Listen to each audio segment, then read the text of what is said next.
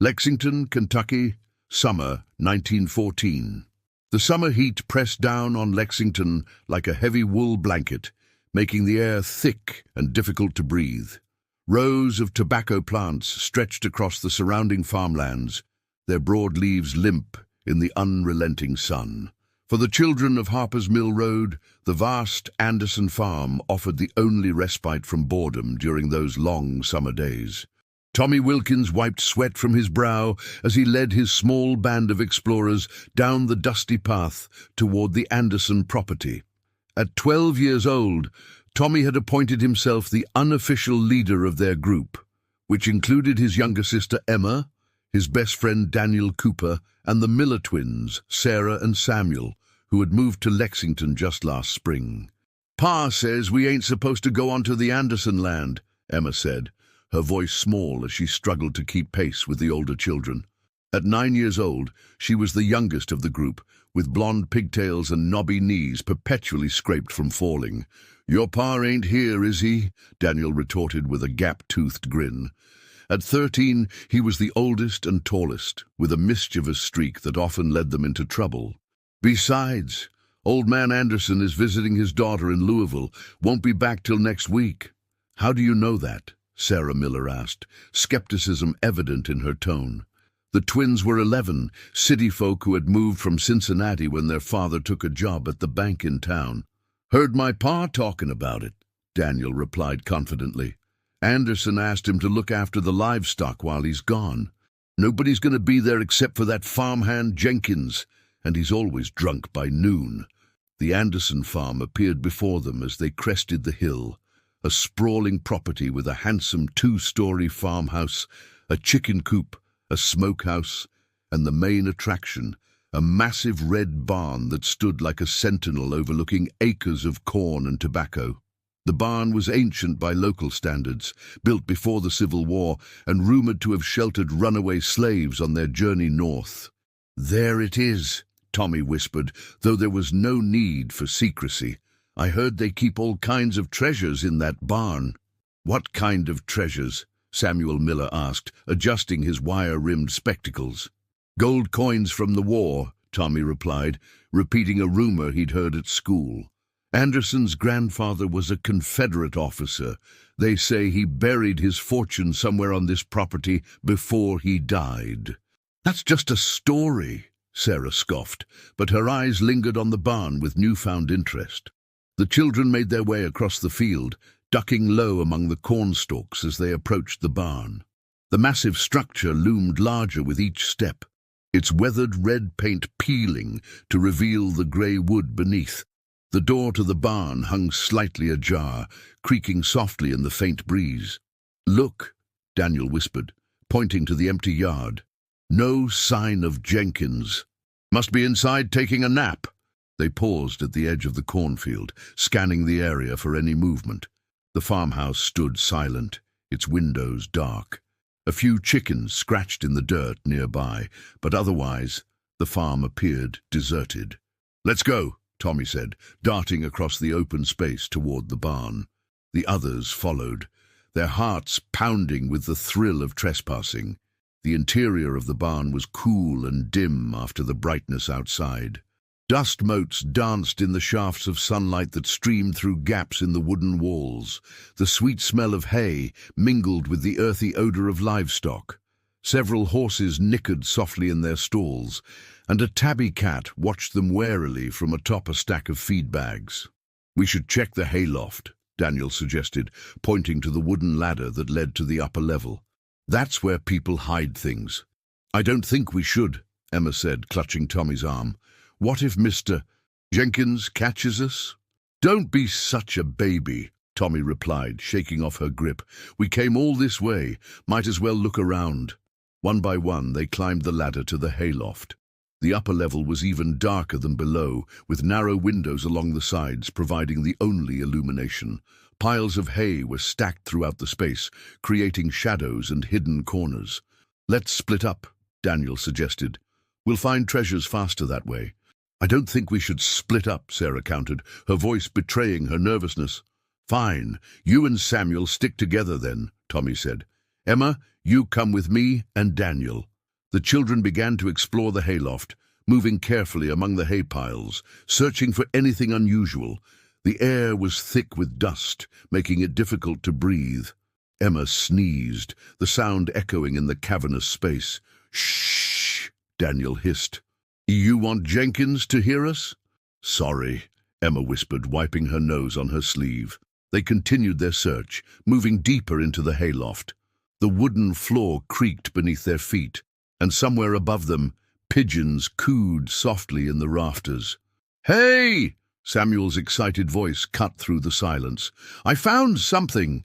The others rushed toward his voice, finding the Miller twins standing beside a large pile of hay in the farthest corner of the loft. "What is it?" Tommy asked, pushing past them to see. Samuel pointed to a small opening in the hay, where the wooden wall behind it had been pried loose, revealing a narrow space behind. "There's something in there," he whispered. "I saw movement. Probably just a rat," Daniel said, but his voice lacked conviction. Tommy moved closer, peering into the darkness behind the loose board. At first, he saw nothing but shadows. Then, as his eyes adjusted, he made out a shape, something huddled in the corner of the hidden space. "There is something there," he whispered, his heart racing. "Something big." "What is it?" Emma asked, hiding behind her brother. Tommy reached for a pitchfork that leaned against a nearby post. With the handle, he carefully pushed aside more of the hay, revealing the full extent of the hidden compartment. The space was small, perhaps 4 feet wide and 3 feet deep, carved into the very structure of the barn itself. And in that space, curled into a tight ball, was the figure of a person.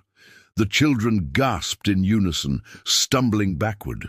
The figure didn't move, remaining huddled with its back to them, dressed in tattered clothing that hung from an emaciated frame. Is it dead?" Sarah whispered, clutching her brother's arm. Before anyone could answer, the figure shifted slightly, and a low, rattling breath echoed from the hidden space. "It's alive!" Daniel exclaimed, his voice cracking with fear. Slowly, agonizingly, the figure began to turn toward them. The children stood frozen, unable to run, unable to scream, as the hidden person in the wall started to reveal its face. The face that turned toward them was that of a woman, though age was impossible to determine. Her skin was pale as milk, stretched tight over prominent cheekbones. Dark, matted hair hung in tangles around her face, but it was her eyes that captured them, wide, bloodshot, and filled with a wild desperation that sent chills down their spines. "Help," the woman whispered, her voice like dry leaves scraping across stone. "Please help me." Emma screamed then, the sound shattering the tense silence. The woman flinched, raising a skeletal hand as if to shield herself from the noise. "Who are you?" Tommy demanded, trying to sound brave despite the tremor in his voice. "What are you doing in there?" The woman's cracked lips moved, forming words that were barely audible. "Hide. Had to hide." "Hide from what?" Sarah asked, her curiosity momentarily overcoming her fear. The woman's eyes darted nervously toward the ladder, then back to the children. "From him," she whispered. "Anderson." The children exchanged confused glances. Old Man Anderson was stern, but respected in the community. The idea that someone would need to hide from him seemed absurd. "Why would you hide from Mr. Anderson?" Daniel asked. The woman's face contorted with fear. "He'll kill me if he finds me," she whispered, like he killed the others. A cold wave of dread washed over the children. Emma began to cry softly, and even Daniel looked shaken. "What's your name?" Tommy asked, his mind racing to make sense of the situation. "Elizabeth," the woman replied after a moment's hesitation. "Elizabeth Connolly." The name struck a chord with Tommy. Elizabeth Connolly had been a young woman from their church who had disappeared the previous winter. The adults had whispered that she'd run off with a traveling salesman, bringing shame to her family. But here she was, hidden in Anderson's barn, looking like death itself. "We need to get help," Tommy said, making a quick decision. "We'll go fetch the sheriff." "No!" Elizabeth's sudden vehemence made them all jump. No, Sheriff. Anderson. He has friends, important friends. They won't believe you. Then what do you want us to do? Sarah asked, practical even in her fear. Food, Elizabeth whispered. Water. I haven't. It's been days. Tommy nodded slowly. We'll bring you something, but you have to tell us what happened, why you're hiding here. Elizabeth's eyes closed briefly, as if gathering strength. I worked as a maid in Anderson's house, she began, her voice barely audible. I saw things I shouldn't have seen, in his cellar, the missing girls from Fayette County. A heavy silence fell over the hayloft as the implications of her words sank in. Several young women had disappeared from neighboring towns over the past few years. The cases remained unsolved, with most assuming the women had left for bigger cities in search of work or adventure. He keeps trophies, Elizabeth continued, her voice hollow. Locks of hair, personal items. I found them while cleaning. When he caught me looking, I ran, hid here, been hiding ever since. How long have you been here? Samuel asked, his face pale behind his glasses. I don't know, Elizabeth admitted. Weeks, months. I sneak out at night sometimes, take food from the kitchen, water from the well. But lately he's been suspicious, set traps. I've been too afraid to leave this spot. Tommy made a decision then, straightening his shoulders. We'll help you, he declared. We'll bring you food and water, and then we'll figure out how to get you safely away from here. You can't tell anyone, Elizabeth warned, her bloodshot eyes intense. Not your parents, not your friends, no one. Anderson has ears everywhere. If he suspects anything, we won't tell, Tommy promised, and the others nodded in solemn agreement. A sound from below, the barn door creaking open wider, made them all freeze. Heavy footsteps echoed on the wooden floor, accompanied by the telltale clink of a bottle. Jenkins, Daniel mouthed silently. Elizabeth retreated further into her hiding place, pulling the loose board back into position. The children hurriedly rearranged the hay to conceal the opening, then crept toward the ladder. Tomorrow, Tommy whispered to the hidden woman. We'll come back tomorrow with food. As they descended the ladder, Tommy's mind raced with questions. Were they doing the right thing by keeping Elizabeth's presence a secret? Should they tell their parents or go straight to the sheriff despite her warnings? And most troubling of all, if what she said about Anderson was true, what would happen when the farmer returned from Louisville? Jenkins was sprawled on a bale of hay near the barn entrance, a half-empty bottle of whiskey clutched in his hand. His eyes were closed, his breathing heavy with sleep. The children tiptoed past him and slipped out of the barn into the blinding afternoon sunlight. None of them spoke until they were safely back among the corn stalks, heading away from the Anderson farm. "Do you believe her?" Sarah finally asked, breaking the tense silence. "I don't know," Tommy admitted, "but she needs help either way." "What if it's a trick?" Samuel suggested. "What if she's just a vagrant hiding in the barn?" "Did she look like she was tricking us?" Daniel countered. "She's half-starved and terrified." "We promised to help her," Tommy said firmly, "and that's what we're going to do." As they walked home, the weight of their discovery pressed down on them harder than the summer heat. They had stumbled upon something dark and dangerous, a secret that could destroy lives, including their own. Yet despite their fear, a sense of purpose united them. For the first time in their young lives, people were depending on them for more than just chores or schoolwork. They separated at the crossroads, each heading to their respective homes with plans to meet the following morning. Tommy and Emma walked in silence, both lost in thought. "Tommy," Emma finally said, as they approached their modest farmhouse. "I'm scared." Tommy put his arm around his little sister's shoulders. "Me too, Em," he admitted, "but we can't just leave her there. It wouldn't be right." That night, as darkness fell over Lexington, 5 children lay awake in their beds, haunted by the image of the woman in the wall and the terrible secret they now carried.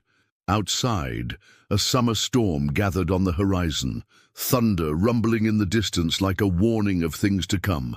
The next morning dawned grey and humid, the threatened storm having passed during the night, leaving behind a heavy stillness. Tommy woke early, his sleep having been fitful and plagued by nightmares of hidden spaces and desperate eyes. He crept downstairs before the rest of his family stirred, gathering supplies for Elizabeth. In the kitchen, he wrapped 2 biscuits and some cold ham in a cloth napkin, then added an apple and a small jar of water. He hesitated, then took a tin cup from the cupboard as well. His mother would notice it missing eventually, but he couldn't bring himself to care about the inevitable scolding. Tommy slipped out through the back door, telling himself he would return before his parents realized he was gone. The grass was wet with dew as he made his way to their meeting spot by the old oak tree at the crossroads. To his surprise, all 4 of the others were already waiting. "Couldn't sleep," Daniel explained, noticing Tommy's questioning look. The normally boisterous boy seemed subdued, dark circles under his eyes betraying his restless night. "Me neither," Sarah admitted. She and Samuel had brought a small bundle similar to Tommy's, while Daniel had managed to sneak a half loaf of bread and some cheese from his mother's pantry. Emma clutched a small cloth doll to her chest, one of her own toys that she had decided to give to Elizabeth. The gesture touched Tommy, reinforcing his belief that they were doing the right thing. "We should be careful," Samuel said, glancing nervously toward the Anderson farm in the distance. "What if Jenkins sees us?" "He'll be nursing a hangover," Daniel replied with more confidence than he felt. "Besides, we'll be quick, in and out before anyone notices." The 5 children set off across the fields, their steps hesitant compared to yesterday's excited rush. The Anderson farm looked different in the morning light, more ominous somehow, despite its bucolic appearance. Smoke rose from the farmhouse chimney, indicating that Jenkins was awake and had started a fire for cooking. "We need to be extra quiet," Tommy whispered as they approached the barn. "No talking once we're inside." They slipped through the partially open barn door, relieved to find the interior empty. Jenkins was presumably in the farmhouse, preparing his breakfast. The horses nickered softly in greeting, recognizing the children from the previous day. One by one, they climbed the ladder to the hayloft, their bundles of food clutched tightly. The upper level was darker than before, the overcast sky providing less light through the small windows. They made their way carefully to the back corner where they had discovered Elizabeth. "Elizabeth?" Tommy called softly, moving aside the hay that concealed her hiding place. "We brought you some food." There was no response from the hidden compartment. Tommy exchanged worried glances with the others, then pushed more hay aside and peered into the space. It was empty. "She's gone," he whispered, a mix of relief and disappointment washing over him. "Maybe Jenkins found her," Sarah suggested, her voice trembling. "Or maybe she left on her own," Daniel added, "decided it wasn't safe to stay." Tommy frowned, examining the hidden space more carefully. There was no sign of struggle, but something caught his eye in the far corner, a small leather-bound book, its cover worn and stained. He reached in and retrieved it. "What's that?" Emma asked, peering over his shoulder.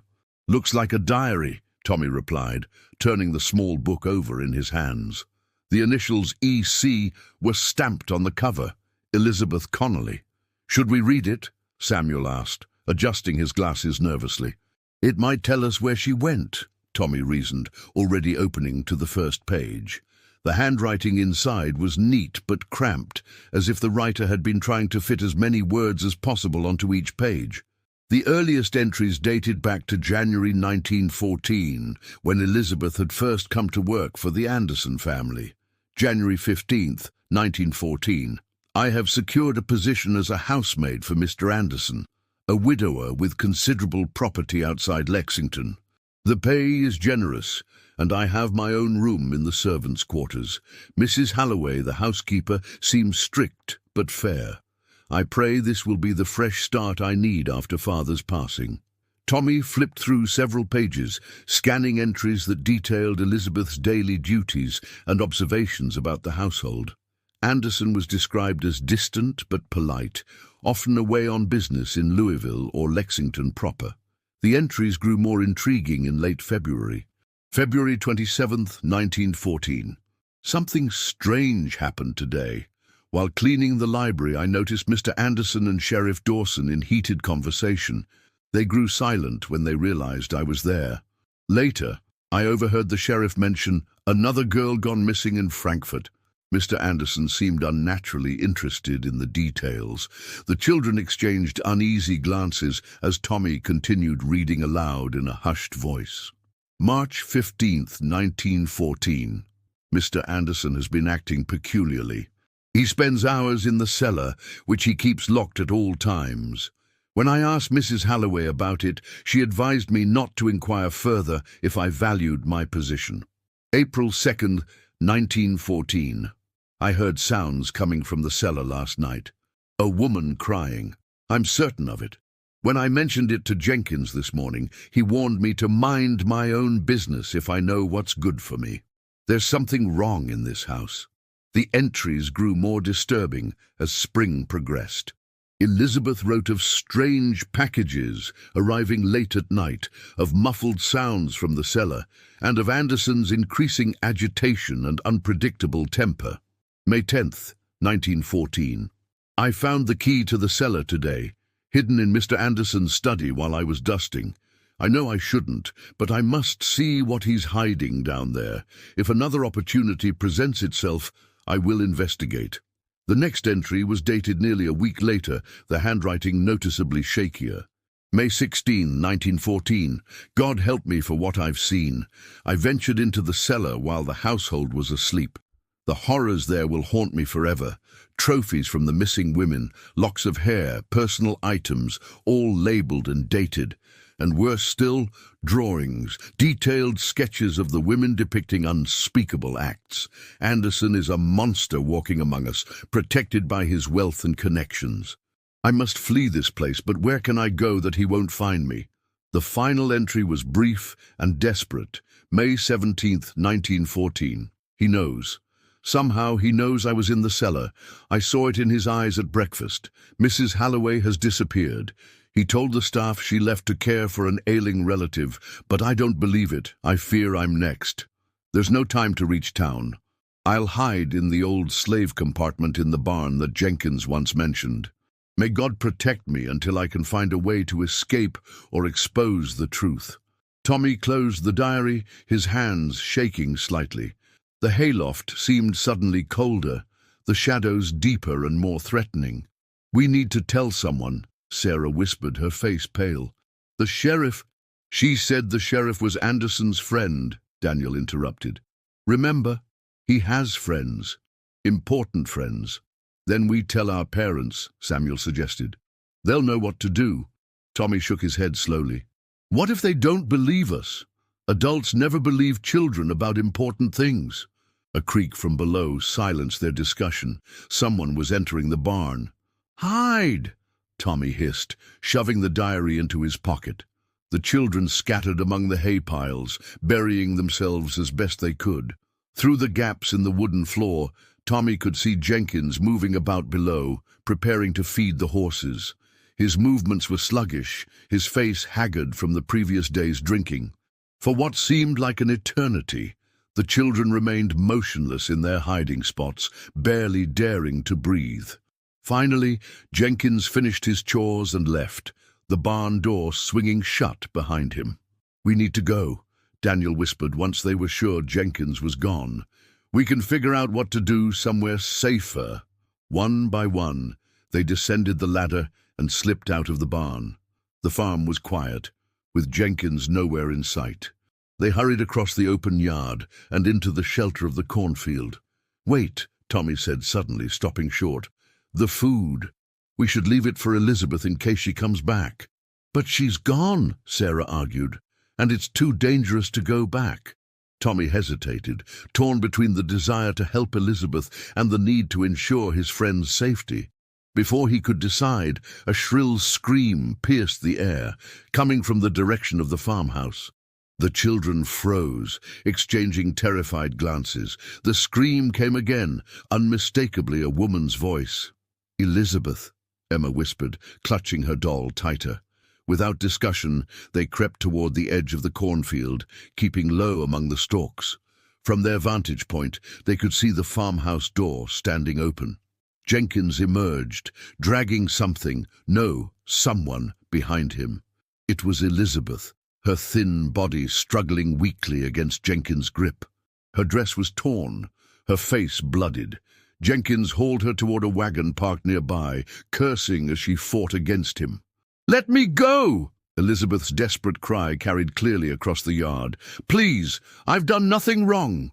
"Shut your mouth, woman," Jenkins growled, striking her across the face. "Mr. Anderson wants a word with you when he returns. Been looking for you for weeks." Tommy felt sick as he watched Jenkins bind Elizabeth's hands and feet with rope, then throw a tarp over her in the back of the wagon. Her muffled sobs cut through him like a knife. "We have to help her," he whispered to the others. "How?" Daniel asked, his voice cracking with fear. "Jenkins is an adult, and he's mean even when he's not drunk." "We could create a distraction," Samuel suggested, his logical mind already working on the problem. "Get Jenkins away from the wagon long enough for one of us to free Elizabeth.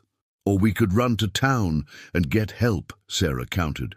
"Find someone who isn't friends with Anderson." "There's no time," Tommy insisted, watching as Jenkins secured the tarp over Elizabeth.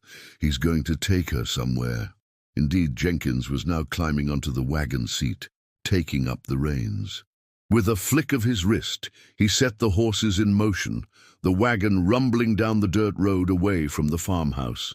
"He's heading for the Ridge Road," Daniel observed, "probably taking her to Anderson's hunting cabin in the woods." "How do you know?" Sarah asked. "My pa helped build it last summer," Daniel replied. "It's isolated, miles from any other house." Tommy made a split-second decision. "We're following them," he declared. "Stay in the trees alongside the road. If we lose sight of the wagon, we'll know which way they went." "Tommy, we can't," Emma pleaded, tugging at her brother's sleeve. "Ma and Pa will be looking for us." "You can go home if you want," Tommy told her, his expression grim. "But I'm going to help Elizabeth." In the end, none of them turned back. Even Emma, frightened as she was, refused to abandon the others. They moved through the woods parallel to the ridge road, keeping the wagon in sight while remaining hidden among the trees. The journey seemed to take forever, the summer heat oppressive even in the shade of the forest. Finally, the wagon turned onto a narrow path that led deeper into the woods. The children followed at a distance, their feet aching and their clothes soaked with sweat. The hunting cabin appeared as the path widened into a small clearing, a crude log structure with a stone chimney and a single window. Jenkins pulled the wagon to a stop before it, then climbed down and walked around to the back. The children crouched behind a fallen log at the edge of the clearing, watching as Jenkins roughly pulled Elizabeth from beneath the tarp. She was conscious but dazed, her movements sluggish as Jenkins dragged her toward the cabin. "What's he going to do to her?" Emma whispered, tears streaming down her face. "Nothing good," Daniel replied grimly. "Not if what that diary says is true." Tommy clutched Elizabeth's diary in his pocket, his mind racing. They couldn't overpower Jenkins, and they were miles from town. What could 5 children possibly do against a grown man determined to harm a woman? "I have an idea," he said suddenly, turning to the others. "But it's dangerous, and you don't all have to come." "Tell us," Sarah urged, her practical nature asserting itself despite her fear. Tommy outlined his plan quickly. It was simple but risky. While Jenkins was occupied inside the cabin, they would set fire to the wagon and the woodpile stacked against the back of the cabin. The commotion would draw Jenkins outside, giving them a chance to slip in and free Elizabeth in the confusion. "That's crazy," Samuel protested. "We could all get hurt or worse." "You have a better idea?" Tommy challenged. No one did. Reluctantly, they agreed to Tommy's plan, dividing responsibilities among themselves. Daniel and Tommy would set the fires, while Sarah, Samuel and Emma waited in position to rush into the cabin when Jenkins came out. They circled around to the back of the cabin, moving as silently as possible through the underbrush.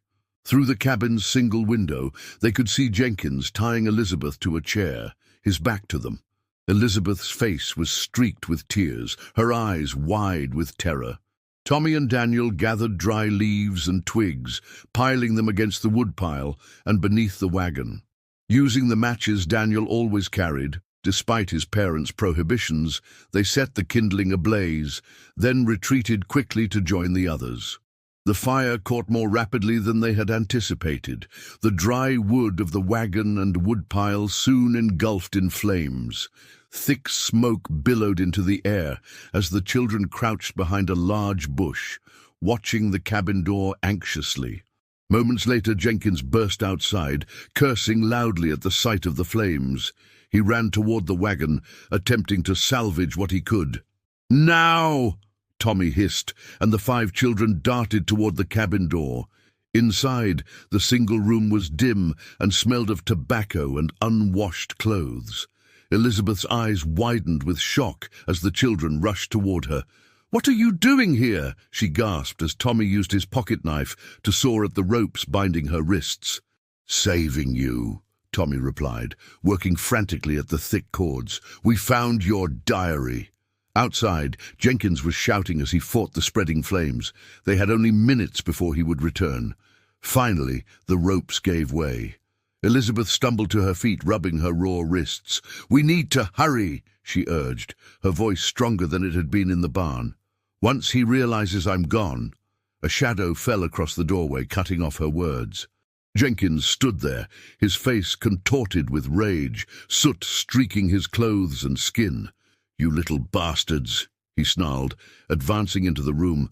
"I should have known it was you, always poking around where you don't belong." The children backed away, clustering protectively around Elizabeth. They were trapped, with nowhere to run and nothing to use as weapons except Tommy's small pocket knife. Jenkins reached behind his back and pulled out a hunting knife, its blade catching the dim light. "Mister, Anderson's going to be mighty interested to hear about this," he said, his eyes cold with malice. "But I reckon he won't mind if I teach you a lesson first." Elizabeth stepped forward, placing herself between Jenkins and the children.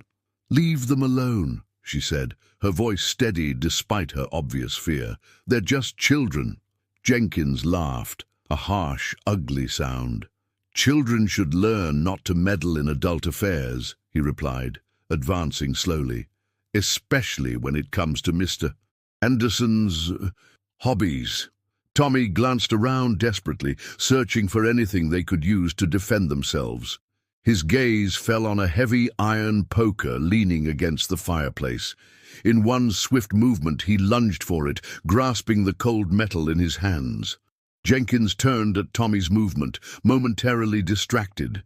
It was all the opening Elizabeth needed. With a strength born of desperation, she charged at Jenkins, driving her shoulder into his midsection. Jenkins staggered backward, caught off guard by the attack. He slashed wildly with his knife, catching Elizabeth's arm and drawing blood. She cried out but didn't retreat. "Run!" she shouted to the children. "Get out now!" Instead, Tommy rushed forward with the poker, swinging it with all his might at Jenkins' knife hand. The iron connected with a sickening crunch, and Jenkins howled in pain, the knife clattering to the floor. Outside, the fire had spread to the cabin itself, smoke beginning to seep through the walls. The air was growing thick and difficult to breathe. "We need to go," Sarah cried, pulling at Emma's arm. "The whole place is going to burn." Elizabeth snatched up Jenkins' fallen knife, pointing it at the farmhand, who was cradling his injured hand against his chest. "Move," she ordered, gesturing toward the door. "All of you, get outside." They backed toward the door, keeping their eyes on Jenkins. The man's face was a mask of hatred, his eyes promising retribution. As they reached the threshold, Jenkins suddenly lunged forward, aiming not for Elizabeth, but for Emma, who stood nearest to him. Tommy reacted instinctively, swinging the poker again. This time, it struck Jenkins in the side of the head with a dull thud. The man crumpled to the floor and lay still. "Is he—" Sarah couldn't finish the question. Elizabeth knelt quickly beside Jenkins, checking for a pulse. "He's alive," she confirmed. "But we need to get him out of here. The fire." As if to emphasize her point, a section of the roof caught fire, sending burning debris onto the cabin floor. The smoke was growing thicker by the second. "Help me!" Elizabeth commanded, grabbing Jenkins under the arms. Daniel and Tommy moved to assist, and together they dragged the unconscious man outside, away from the burning cabin. The fresh air was a relief after the smoke-filled interior. They laid Jenkins on the ground at a safe distance, then watched as the cabin was consumed by flames. "What now?" Daniel asked, the reality of their situation beginning to sink in. They were miles from town, with an injured woman, an unconscious man who would want revenge when he woke, and a burned-down cabin that belonged to one of the most powerful men in the county. "We need to get to town," Elizabeth said firmly. "To the county sheriff, not Dawson. Tell them everything, about Anderson, about the cellar, about the missing women." "Will they believe us?" Sarah asked, the practical question that had been troubling all of them. Elizabeth patted the pocket of her dress where Tommy had returned her diary. "They'll believe this," she said, "and they'll believe us together. 5 children and a woman telling the same story. That's hard to dismiss, even for Anderson's friends." A groan from Jenkins reminded them of the urgency of their situation. The man was beginning to stir, his eyelids fluttering. "We need to go," Elizabeth insisted, "now before he wakes up." They set off through the woods, following a game trail that Daniel said would lead them to the main road faster than retracing their route. Elizabeth led the way, her steps growing steadier as they walked, as if each mile put between them and the cabin restored some of her strength. As they walked, Tommy found himself thinking about the enormity of what they had discovered and what they had done. They had uncovered a murderer, rescued a woman, and burned down a cabin. Nothing in their lives would ever be the same after today. "Are you scared?" Emma asked, slipping her small hand into his as they walked. Tommy considered the question seriously. "Yes," he admitted, "but sometimes being scared is part of doing what's right." Emma nodded solemnly, clutching her doll with her free hand. "I'm scared too," she confessed, "but I'm glad we helped Elizabeth." Ahead of them, Elizabeth paused at the crest of a hill, waiting for the children to catch up. In the distance, they could see the spires of Lexington's churches rising above the trees. It seemed both impossibly far away and tantalizingly close. Safety and justice within reach, if only they could make it there before Anderson returned or Jenkins recovered. "We'll make it," Elizabeth said, as if reading Tommy's thoughts. "And when we do, Anderson will never hurt anyone again." Tommy believed her.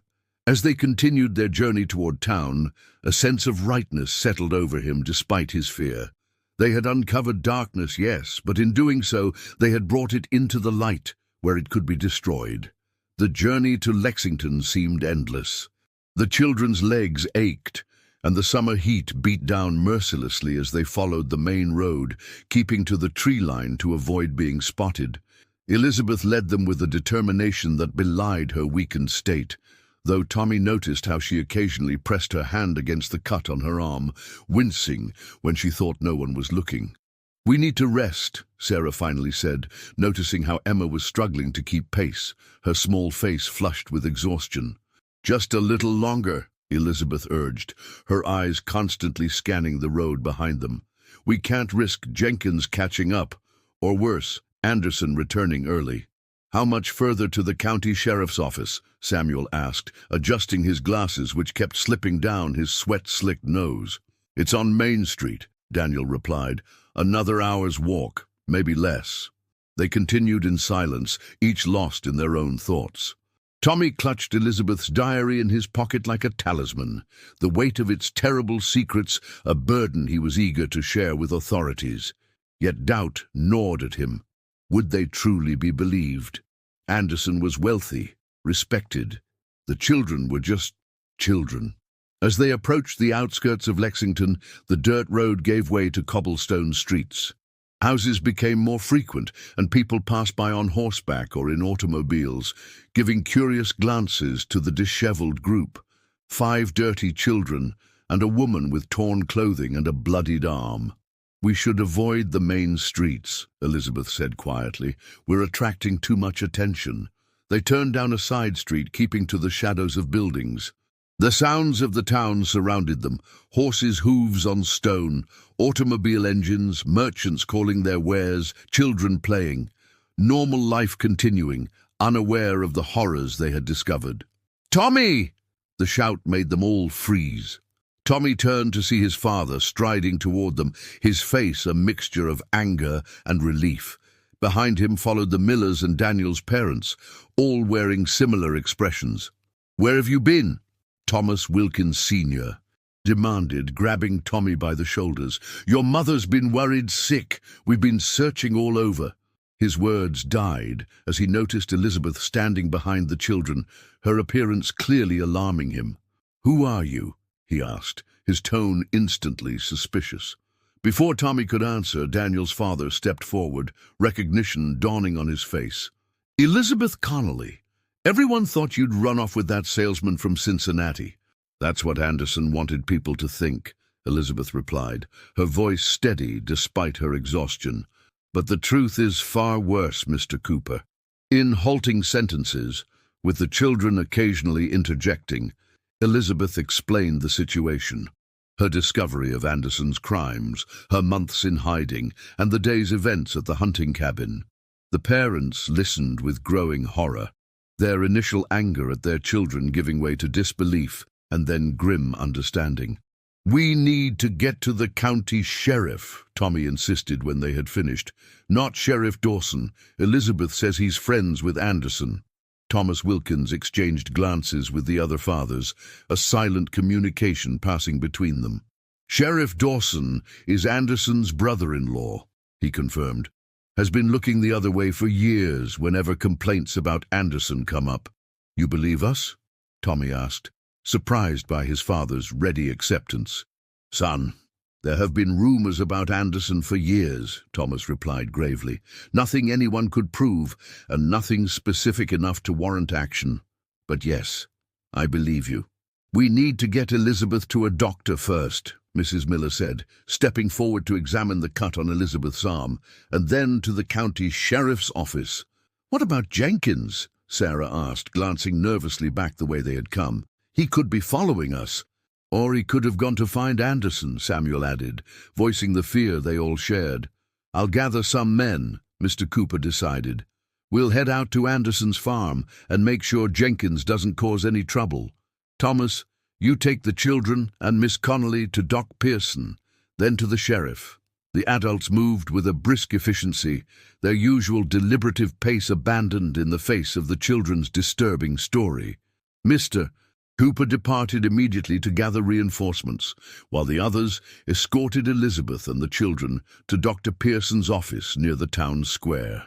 The doctor, a kind-faced man with silver hair, asked no questions as he cleaned and stitched Elizabeth's wound, though his eyes grew troubled at the obvious signs of malnutrition and abuse. He provided clean water and food, which Elizabeth consumed gratefully. "You children have been through quite an ordeal, Doctor," Pearson said as he finished bandaging Elizabeth's arm, "but you've shown remarkable courage. Not many adults would have done what you did." "We just did what was right," Tommy replied, though he felt a flutter of pride at the doctor's words. When Elizabeth's wound had been tended to, they made their way to the county sheriff's office, a brick building at the far end of Main Street. County Sheriff William Hayes was a tall, stern-looking man with a thick mustache and penetrating eyes. He listened to their story without interruption, his expression growing darker with each detail. When they had finished, Sheriff Hayes picked up Elizabeth's diary, which Tommy had placed on his desk. "May I?" he asked, and Elizabeth nodded permission. Hayes read several entries, his jaw tightening visibly. When he looked up, his eyes were cold with anger. "I've suspected something wasn't right with Anderson for years," he said. "But Dawson always blocked any investigation, and without evidence," he tapped the diary. "This changes things." "Will you arrest Anderson?" Elizabeth asked, her voice small but determined. "I'll do more than that," Hayes promised. I'll get a warrant to search his cellar based on your testimony and this diary. If what you've described is there, he'll hang for it." "What about us?" Emma asked, clutching her doll tightly. "Anderson will be mad at us." Sheriff Hayes's expression softened as he looked at the little girl. "You've been very brave, Miss Emma, but you don't need to worry about Anderson anymore. I'll make sure he can't hurt any of you." As they left the sheriff's office, Thomas Wilkins placed a protective arm around his children's shoulders. "Let's get you home," he said gently. "Your mother will be beside herself with worry." "What about Elizabeth?" Tommy asked, reluctant to leave her after all they had been through together. "She'll stay with us tonight," Mrs. Miller offered, "until proper arrangements can be made." Elizabeth smiled gratefully, looking more human now that she had been fed and her wounds treated. "Thank you," she said simply. Then, turning to the children, "And thank you. You saved my life today." The children shuffled their feet, suddenly shy in the face of her gratitude. It was Daniel who finally spoke for all of them. "You'd have done the same for us," he said with a shrug, as if rescuing a woman from a murderer was something they did every day. As they parted ways, the weight of the day's events began to settle on Tommy. He was bone-tired, his muscles aching from the long walk and the tension of their escape. Yet beneath the exhaustion was a peculiar sense of accomplishment. They had done something important, something that mattered.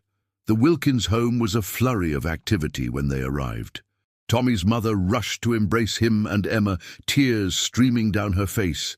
Word of their adventure had already spread through town, growing with each telling until it seemed the children had single-handedly captured a notorious killer.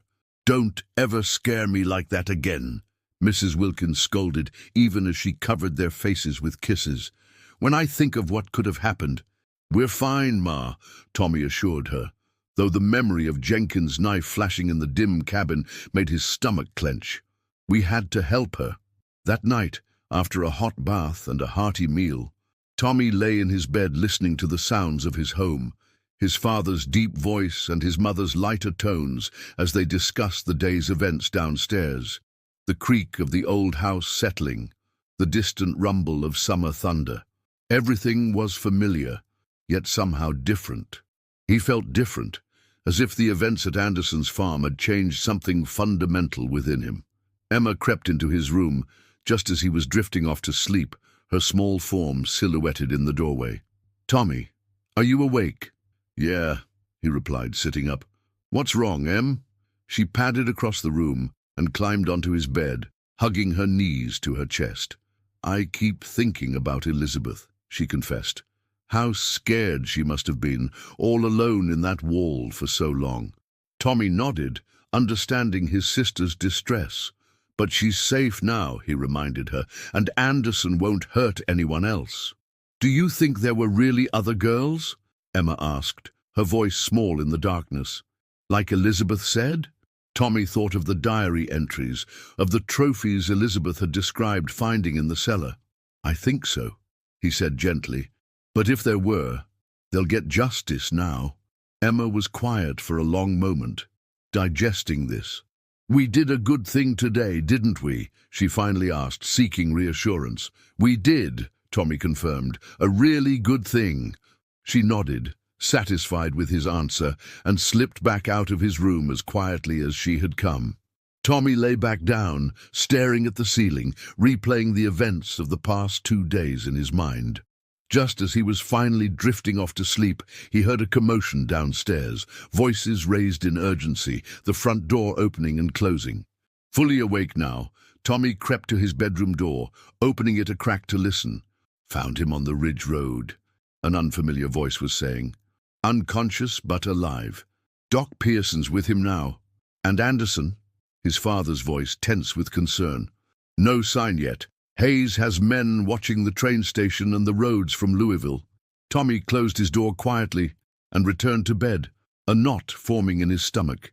Jenkins was alive, which meant he could tell Anderson what had happened. And Anderson was still out there somewhere, perhaps already on his way back to Lexington. The next morning dawned bright and clear, the summer storm having washed the air clean. Tommy rose early, unable to sleep with the knowledge that Anderson remained at large. He found his father in the kitchen, nursing a cup of coffee, his face drawn with fatigue. "Did they find Anderson?" Tommy asked without preamble. Thomas Wilkins looked up, momentarily surprised to see his son awake so early. "Not yet," he admitted. "But Hayes has men looking everywhere. He won't get far." "What if he doesn't come back?" Tommy persisted. "What if he knows something's wrong and just disappears?" His father considered the question seriously. "Then we'll find him," he said with quiet determination. "Men like Anderson always think they're smarter than everyone else. That's usually their downfall." The day passed in a state of suspended animation. Tommy and Emma were forbidden to leave the house, their parents unwilling to let them out of sight until Anderson was captured. The other children were similarly confined, though they managed to communicate through notes passed by their parents when they met to discuss developments. Sheriff Hayes arrived at the Wilkins home in the late afternoon, his expression grim but satisfied. "We searched Anderson's cellar," he informed Thomas and Martha Wilkins, seemingly unaware of Tommy listening from the staircase. "Found exactly what Elizabeth described. Trophies from at least 7 women gone missing over the past 3 years, notebooks full of details. It's worse than we imagined." "And Anderson?" Thomas asked. Hayes shook his head. "Still no sign, but Jenkins regained consciousness an hour ago. Says Anderson sent a telegram yesterday changing his plans. He's coming back today, not next week like he told everyone." Tommy felt a chill run through him at those words. Anderson was coming back today, unaware that his secrets had been discovered, that Elizabeth had escaped, that the authorities were waiting for him. As if reading his thoughts, Hayes continued, "I've got men at the train station and on the road from Louisville. We'll catch him." But Anderson didn't arrive on the afternoon train from Louisville, nor on the evening one. As night fell, an uneasy tension settled over Lexington. Rumors spread from house to house. Anderson had fled to Canada. Anderson had killed himself rather than face justice. Anderson was hiding in the woods, planning revenge on those who had exposed him. Tommy couldn't sleep that night. His mind filled with images of Anderson lurking outside their home, waiting for an opportunity to silence them as he had silenced others. Every creak of the house, every rustle of leaves outside his window made him start with fear. It was just past midnight when he heard it, a soft but distinct sound coming from downstairs. Tommy sat up, straining to listen. There it was again, the gentle scrape of the back door being carefully opened. Heart-pounding, Tommy slipped out of bed and crept to his parents' room. "Pa," he whispered, shaking his father's shoulder. "Someone's downstairs." Thomas Wilkins was instantly alert, reaching for the shotgun he kept beside the bed. "Stay here with your mother and sister," he ordered in a whisper. "Lock the door behind me." Tommy watched his father descend the stairs, shotgun at the ready. The house was eerily silent now, the earlier sound not repeating. Had he imagined it? Was his fear making him hear things that weren't there? Then came a crash from below, followed by a shout, and the deafening report of the shotgun. Tommy's mother flew from the bed, pushing him behind her as she rushed to lock the bedroom door. "Thomas!" she called, her voice tight with fear. "Thomas, what's happening?" There was no answer, only the sound of a struggle below. Furniture breaking, heavy thuds, a grunt of pain. Emma appeared in the doorway of her room, eyes wide with terror. "Get in here, Emma!" Martha Wilkins commanded, pulling her daughter into the room and relocking the door. "Under the bed, both of you. Now!" Tommy and Emma obeyed, squeezing beneath the high bed frame, holding hands in the darkness. Their mother stood by the door, a heavy candlestick clutched in her hands like a weapon. The sounds of struggle ceased abruptly, followed by a silence more terrifying than the noise had been. Then came footsteps on the stairs, slow, deliberate, someone taking their time. "Martha," Thomas Wilkins's voice, strained but unmistakable. "It's all right. You can open the door." Martha hesitated, her knuckles white around the candlestick. "Thomas, is that really you?" "It's me," he confirmed. "Anderson's dead. Shot him when he came at me with a knife." Slowly, Martha unlocked the door. Thomas stood there, blood streaming from a cut on his forehead, his nightshirt torn and stained. Behind him, Sheriff Hayes was climbing the stairs, summoned by a neighbor who had heard the gunshot. "The children?" Thomas asked, looking around the room. "Under the bed," Martha replied, her voice trembling with relief. "Emma, Tommy, you can come out now. It's over." Tommy crawled out, helping Emma after him. His father knelt, embracing them both tightly. "You're safe now," he murmured. "He can't hurt anyone ever again." Sheriff Hayes confirmed what Thomas had already told them. Anderson, desperate and cornered, had broken into the Wilkins home, seeking revenge on the children who had exposed him. Instead, he had met Thomas Wilkins' shotgun and frontier justice. In the days that followed, the full extent of Anderson's crimes came to light. The search of his cellar revealed evidence linking him to the disappearance of 7 young women from Fayette and surrounding counties over the past 3 years. Sheriff Dawson was removed from office for his role in concealing his brother-in-law's crimes, and several other prominent citizens were implicated in the cover-up. Elizabeth Connolly, no longer needing to hide, became something of a local hero. Her testimony, combined with her detailed diary, provided the final pieces of evidence needed to close the cases of the missing women. She eventually moved to Cincinnati, but not before thanking the 5 children who had saved her life with a gift, a handcrafted wooden box for each, bearing their initials. Life in Lexington gradually returned to normal, though nothing would ever be quite the same for the children who had discovered the secret in the hayloft. They had glimpsed the darkness that could lurk behind respectable facades, had confronted evil and emerged changed by the experience. On the last day of summer, before school resumed, Tommy led his friends back to the Anderson farm, which stood empty now, its fields untended, its future uncertain. The barn still stood, though the hunting cabin had burned to the ground. They climbed to the hayloft one final time, standing before the hidden compartment where they had found Elizabeth. "We should seal it up," Daniel suggested, "so no one else can use it for hiding." Tommy nodded, and together they pushed the loose board back into place, then piled hay against it until the opening was completely concealed. It seemed important somehow, this small ritual of closure, a way of putting the summer's events behind them. As they descended the ladder for the last time, Tommy glanced back at the hayloft, now just an ordinary space filled with ordinary hay. Yet he knew that beneath the mundane appearance lay extraordinary secrets, both the physical hiding place and the memory of what they had discovered there.